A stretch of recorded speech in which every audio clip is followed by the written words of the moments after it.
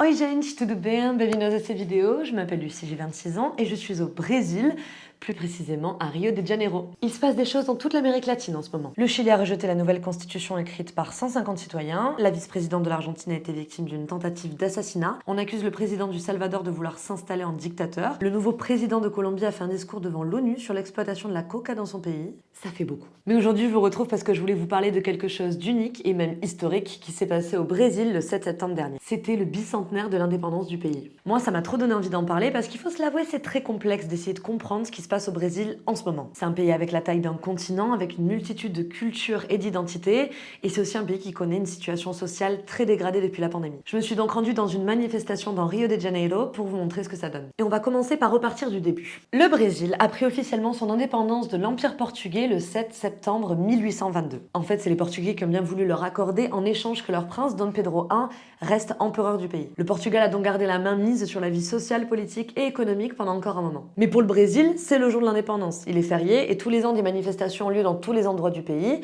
avec des défilés militaires comme on peut le voir en France par exemple. Et cette année, c'était un peu spécial. On est à un mois des élections dont le premier tour aura lieu le 2 octobre prochain. Et c'est pas seulement l'élection du président, c'est aussi celle des gouverneurs, sénateurs, députés fédéraux et députés d'État. Je vais vous faire un état des lieux rapide du climat politique en ce moment au Brésil, mais pas trop profondément, et je vous expliquerai pourquoi en fin de vidéo. On a d'un côté Jair Bolsonaro, le président sortant de droite du Parti libéral, qui vise un second mandat de 4 ans. C'est un personnage assez particulier au Brésil, ça fait des décennies qu'il est dans la vie politique, et avant son élection, il était surtout connu pour avoir des propos misogynes, racistes et homophobes, ce qui lui ont valu d'être considéré comme une personne politique d'extrême droite. Et de l'autre, on a Luiz Inácio da Silva, plus connu sous le nom de Lula, du Parti des Travailleurs, un parti d'inspiration socialiste. Il a été président pendant 8 ans et il veut le redevenir. C'est aussi un personnage très controversé parce qu'il a été condamné à 12 ans de prison dans la plus grosse affaire de corruption que le pays ait connue, l'affaire Petrobras. Je vous laisse des liens en description si vous voulez en savoir plus. Il n'a d'ailleurs été libéré que parce que le tribunal suprême a considéré que le juge qui l'avait condamné avait été partial dans son jugement. C'est, on va dire, le plus important à savoir. En réalité, ils sont 6 candidats en tout,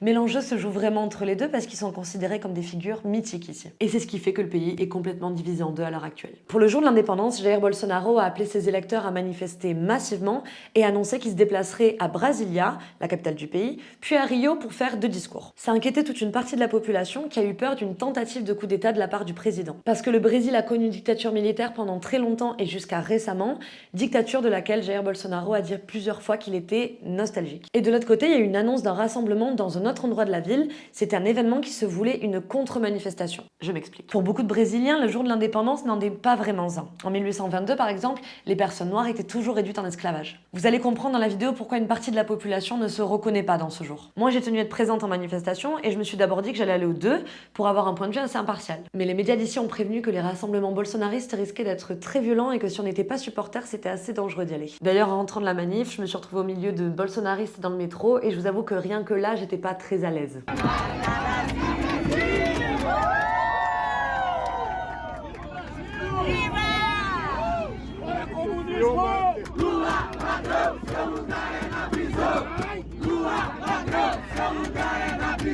Bref, je suis donc allée à la contre-manifestation et j'ai appris plein de trucs. Alors voici comment on manifeste au Brésil.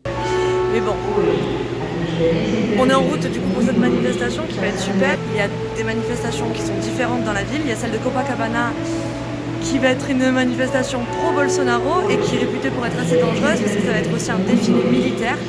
Celle-là, on va pas y aller. Nous, on va dans le centre, à Uruguayana, qui est beaucoup plus populaire. Ça va être faite d'ailleurs pas du tout par un candidat, ni Lula, ni un autre qui se présente aux élections qui ont lieu en octobre. Ça va être vraiment une manifestation populaire où les gens vont simplement venir exprimer, je pense, leur identité. En tout cas, c'est vraiment comme ça qu'on le voit. J'ai la chance ici d'être avec une journaliste qui est brésilienne et comme vous pouvez voir, le cortège, il est ici. J'avais pas l'impression que c'était une manifestation très politisée. Je pensais plus que c'était un mouvement du peuple, du coup, des personnes indigènes, des personnes afrodescendantes. Mais en fait, elle m'a expliqué que c'est quand même une manifestation qui est plus pour la gauche, donc plus pro-Lula. J'ai même vu du coup une banderole à l'instant là du PT, c'est le Parti des Travailleurs brésiliens, et c'est le parti de Lula. Donc en fait, j'ai plus l'impression quand même que c'est une manif de gauche et de personnes de gauche.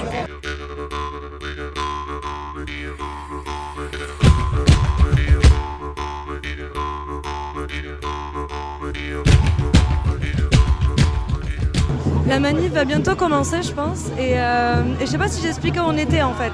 Là, c'est le cortège qui va aller jusqu'à derrière moi. On est sur l'avenue du président Vargas, qui est un grand président qui a connu le Brésil, en bien ou en mal, on ne sait pas vraiment. Et il faut savoir qu'en fait, sur cette avenue, à ce même métro, il y a le défilé militaire chaque année. Et là, ils ne vont pas le faire. Et du coup, le défilé militaire, c'est plus apparenté en fait à Bolsonaro. Là, depuis tout à l'heure, ce que je vois, c'est surtout des gens des favelas qui viennent manifester, les mouvements du coup du Parti communiste, les jeunesses communistes, les mouvements des jeunes étudiants qui sont pour Lula, les personnes du coup qui veulent la réforme agraire, les personnes qui veulent une réforme du système éducatif, du coup, ce sont forcément des gens qui sont contre Bolsonaro. Donc en fait, la phrase qui prime ici, c'est Fora Bolsonaro, ce qui veut dire dehors Bolsonaro.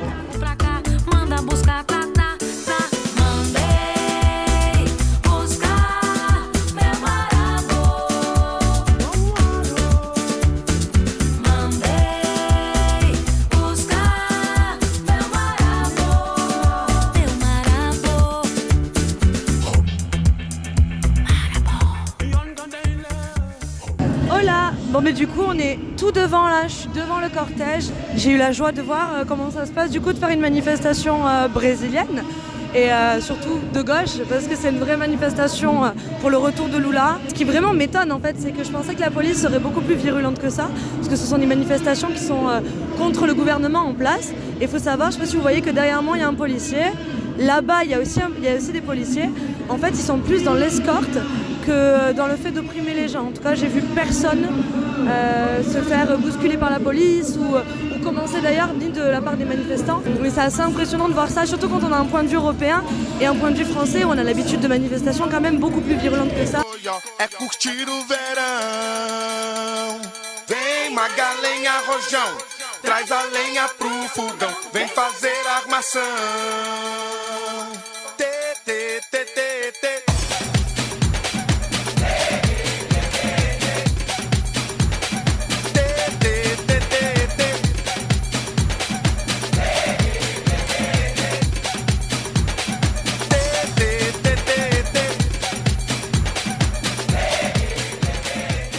Pour compléter ces infos, j'ai eu la joie de pouvoir interviewer des manifestants et de leur demander 3 choses. La première était por que é importante para você de manifestar hoje, o 7 de setembro?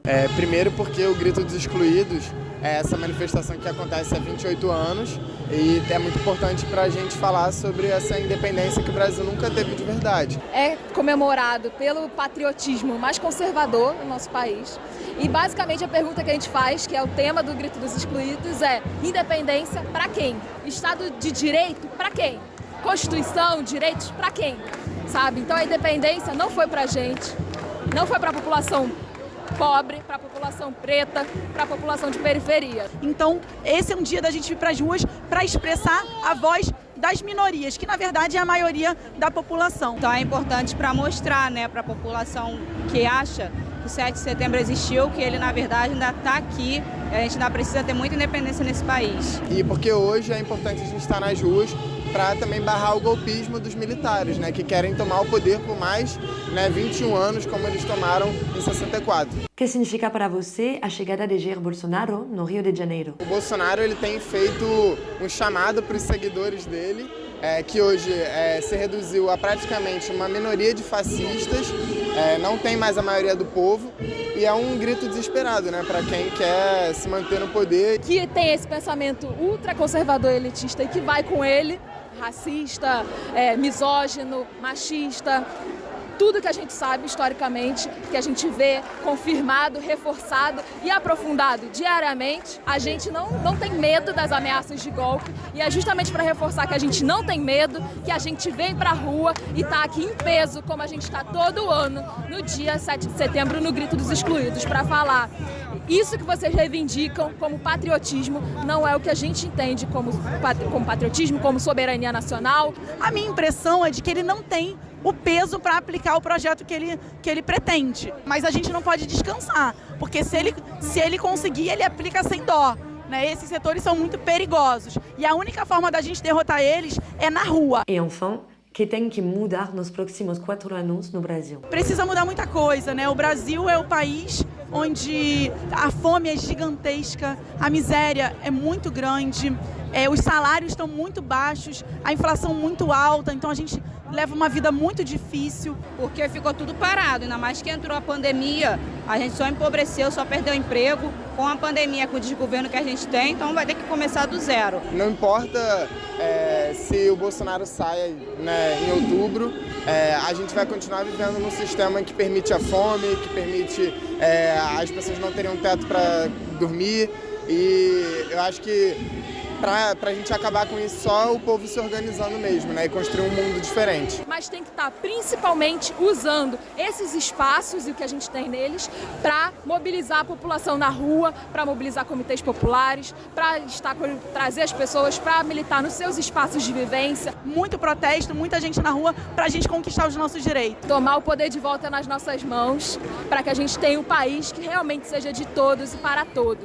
Alors, j'avais fait une conclusion sur place, mais je me suis rendu compte qu'il fallait que j'explique encore plus de choses pour terminer cette vidéo. Vous avez pu voir à quel point je suis partie dans cette manifestation avec une fausse idée de ce qu'elle allait être. Au final, elle est complètement politisée et complètement pro-Lula, parce que c'est le seul candidat de gauche qui se démarque dans cette élection. Et donc, par définition, elle était anti-Bolsonaro. Tout ça est à l'image du Brésil aujourd'hui, complètement polarisé. Ce qu'on ressent au quotidien, ce sont deux camps distincts, ceux pour un nouveau mandat de Bolsonaro et ceux pour le retour de Lula. Mais comme l'ont dit les personnes que j'ai interviewées, ça veut pas du tout dire que tout le monde est pro-Lula, surtout pas tous les partis de gauche. C'est quand même un personnage très controversé qui représente une sphère politique très corrompue. La réalité, c'est que ces personnes sont tellement loin des valeurs conservatrices, élitistes et parfois racistes et misogynes de Jair Bolsonaro qu'elles préfèrent retourner à Lula. Et c'est ce qui risque de se passer selon les sondages qu'on a pu voir. Il y a 2 jours, on a vu que Lula arrivera en tête avec 44% des votes au premier tour, contre seulement 34% pour Jair Bolsonaro. Mais ça, je vous l'expliquerai beaucoup mieux dans la prochaine vidéo. Elle aura comme objectif de vous montrer le climat électoral et comment fonctionnent les élections ici d'ailleurs, parce que c'est compliqué. Quels sont les enjeux et enfin, comment ça s'est déroulé du point de vue d'une Française qui vit dans le pays. Muito obrigada a todos por assistir esta vidéo. Espero que gostaram disso et que vocês entenderão mais o que está acontecendo aqui. Vous pouvez me suivre sur Instagram où je parle aussi d'actualité et de la vie au Brésil et vous pouvez aussi vous abonner, ça signifierait beaucoup pour moi. Et on se voit bientôt dans la prochaine vidéo. Ciao!